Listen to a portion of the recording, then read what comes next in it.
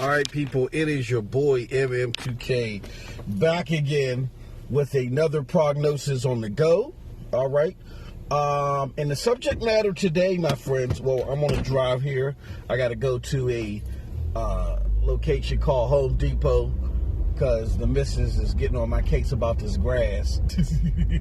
I did let it get out of control, y'all. I'm not even going to front.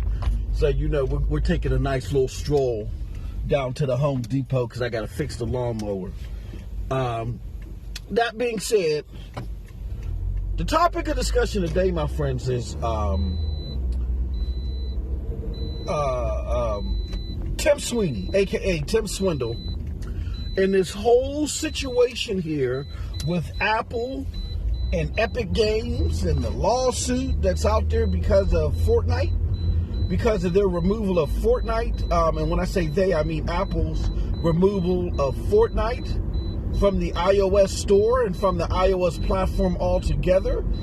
For those that have been living under a rock, this was all spearheaded by Tim Sweeney's move to violate the terms of the agreement with iOS, and he went and tried to create an alternate system to buy Fortnite at a reduced cost and still have it and have those transactions transpire on the iOS system but outside of the Apple store. And that is against Apple's terms and policy. The way that Apple operates is they are a very closed network type of system. And anything that is going to be placed on their iOS, their operating system, has to go over heavy scrutiny, and it has to be verified by Apple. And Fortnite didn't like that because in order for that process to occur, Apple requires a 30% fee from every piece of software sold on their platform. So that's the whole kit and caboodle. And Tim Sweeney's been on this kick to fight those regulations on Apple and on Google as well. Now, on Google is a little bit more lenient. And when I say Google, I'm referring more closely to the Android platform, Google Android. Google Android, yeah, in order for you to be on the Google Play Store, they require the same 30% fee for similar reasons. However, you can still, create a portal and place your stuff on Android. It's not going to get the boost of being on the Play Store. So Tim Sweeney's fight, even though he's waged it up, I think, against both stores, the legal battle is really intense and is centered around his battle with iOS. So here's what I got to say about all that. It's not that the cause that Tim Sweeney is trying to fight in words, the cause that he states in words is the problem. It's not the problem. I get where people may feel like that. Maybe it shouldn't be a flat 30%. We see the same quote unquote war that Tim Sweeney is trying to rage against Steam on PC by him introducing the Epic Game Store, And my thing is, number one, it's not the cause, it's the contributor. And the contributor in this case is Tim Sweeney. Tim Sweeney is a fraud, okay? The same guy that riled against UWP, which was going to be Microsoft's way to develop for console and PC simultaneously and then wrap their things around in a store type setting. And Tim Sweeney blew a gasket, crapped a shit in a liver, right? Because he said that UWP was going to create a closed network and create all this closeness as it relates to PC, which that's not what PC is for, right? It's going to start to create a monopoly and create a closed environment where people have to arbitrarily go to a certain platform only to get specific software that ain't necessarily made by said entity. That's not what PC's about. This is a travesty, right? For him only to several years later do the exact same thing with the Epic Game Store. I mean, the Epic Game Store, that's what the Epic Game Store is. It's forcing people to play their favorite games on PC on the Epic Game Store, because the Epic Game Store is doing closed platform type of deals, exclusivity deals with game makers to boost up the popularity of their store, because they're trying to knock off Steam. And that goes against every principle, I feel, and not just I, but many feel, as it relates to PC. And so then, in addition to that, this fine young lad, goes out here and is talking about how he's so much for the devs and how much he loves the devs, right? But then when Bluehole, I'll get into that later, but when Bluehole, the makers of PUBG, use Unreal Engine to make PUBG, PUBG rips them off and creates Fortnite and doesn't include them in any of the, profits or anything like that. They stole their code. And the only thing, well, there's two things I feel, but the only thing that's commonly known that stopped them from being sued, and when I say them, I mean Epic, from being sued for doing that, is the fact that they said it's part of the terms and service. When you use Unreal Engine, you open up your code for our use, which to me that's absurd and insane. When you use our engine, that opens up our code that opens up your code for our use. And I want y'all to remember that, because that's going to be at the heart of Apple's argument, and I think Apple's going to be able to use that successfully to maybe in the long term kick Epic off of iOS. I mean, that's going to be a stretch, but they're going to at least be able to use that to keep Fortnite off. So they went and stole that code from Bluehole and used it to make the Battle Royale mode in Fortnite. Fortnite was already designed. It was supposed to be just this builder game, but then they saw the popularity of the Battle Royale element in PUBG, stole that code to make that occur, and then voila, you got Fortnite, right? And the second thing, which I think is not commonly known, and I think if you connect the dots together, it is very reasonable to come up to this conclusion, but Tencent, who has, I think they have a majority stake. They might just have a partial stake in Bluehole, the makers of PUBG. The Chinese company, the Chinese conglomerate, Tencent, they also now have like a large chunk of rights or stake in Epic. They're heavily invested in Epic. So I think that cross investment between those two companies, Tencent probably behind the scenes was able to say, hey, look, nobody's going to sue anybody. And they probably worked something out behind the scenes to squelch that. And Epic got away with it. But just imagine, if you don't have conjoined interests like a Bluehole or an Epic does with Tencent being involved, if you're an ABC company and you use Unreal Engine, they can swipe your code and use it.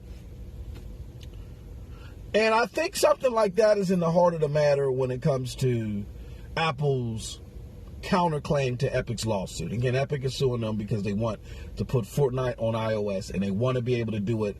They want to admonish the 30% rate. Well, here's the deal about that whole situation. First and foremost, the judge, you got to look at this in two prisms. Prism number one is that there's going to be a judge that is going to do the rapid judgment. Okay, say that fast 5 times. That's going to make the rapid decisions right now. And then there's going to be the long-term litigation. So the rapid decision-making in the litigations, was kind of split down the middle. I mean, Apple wants anything Epic out of the store, and I don't blame them. Again, because they've shown in the past, they've shown history of utilizing their other separate entity to give a leg up to the other entity. Apple said, we don't want Epic, we don't want the Unreal Engine, anything related to Epic, we want it all for iOS. And the judge ruled against that. And Microsoft actually put their 2 cents in and filed papers to co-join with Epic to say, hey, look, games like Forza would be hurt by this, so we ain't got nothing to do with this. We happen to use Unreal Engine. And I think what Epic needs to do is Epic needs to go and say, and create, not Epic, Apple needs to say by XYZ date, where, you know, to file that by XYZ date a year from now, that Unreal Engine will never be allowed on iOS again. Because again, Epic has shown the potential to leverage one said business to immorally boost up another business. They did it with Bluehole. They use the code from their Unreal Engine, stole it from them because they used Unreal, and used that to make Fortnite. So who's to say, and I threw this argument out there, I know it sounds silly, but you can't put nothing past Epic. Who's to say that for people that continue to use Unreal Engine and use it for games on iOS, let's just say if Epic says, hey, look, in your Unreal Engine game, if you put a mini game Fortnite in there, if you put the whole entire game of Fortnite and connect it in your Unreal Engine made game as a mini game for your iOS title, we'll scale your production value, or your production cost back, or your license back 95%. Who's to say they won't do something like that? Again, they're known to immorally use one business entity to prop up another business entity. So if I'm Apple, hopefully their lawyers are aware of the whole Tencent Bluehole situation, and they're on that, you know. But with that said, Epic recently is again now they're going on a wine campaign. First they were dropping remixes of 80s commercials and doing all this Shakespearean quoting and speech giving all over Twitter, and that has bombed and fizzled. Public sentiment is not with them. So now they're going on a public plea campaign. If we continue to do this, if we continue to be in a situation, rather, where we're not allowed on the iOS store, or you know, Fortnite is going to die. And I say burn, let it burn, let it burn, let it burn. I think the thing that would be in Epic's best interest is if Tim Sweeney is just taken off, that he's removed as a CEO. Right now, you know, he's making some very questionable decisions. The guy is super smart and he's very intelligent. I think he should be, you know, brought on as on the technical advisory board. But when it comes to these long-term systemic business deals, he can't be involved at the CEO level. He needs to be removed and he needs to be replaced. And I don't know who else, and whoever else acts like him, don't take someone that acts like him and boost him up. Like it's time for Epic to operate like an entity that has some business coof. You know what I'm saying? And right now, you got a guy who's a nerd in a lot of his rights, and that's not the issue, because you know, Gabe Newell is a nerd. But you got this guy who's a nerd, who's not really the atypical businessman, who tries to, again, be Shakespearean and anti-establishment in his tone and his rhetoric. But in all reality, he's like, he's very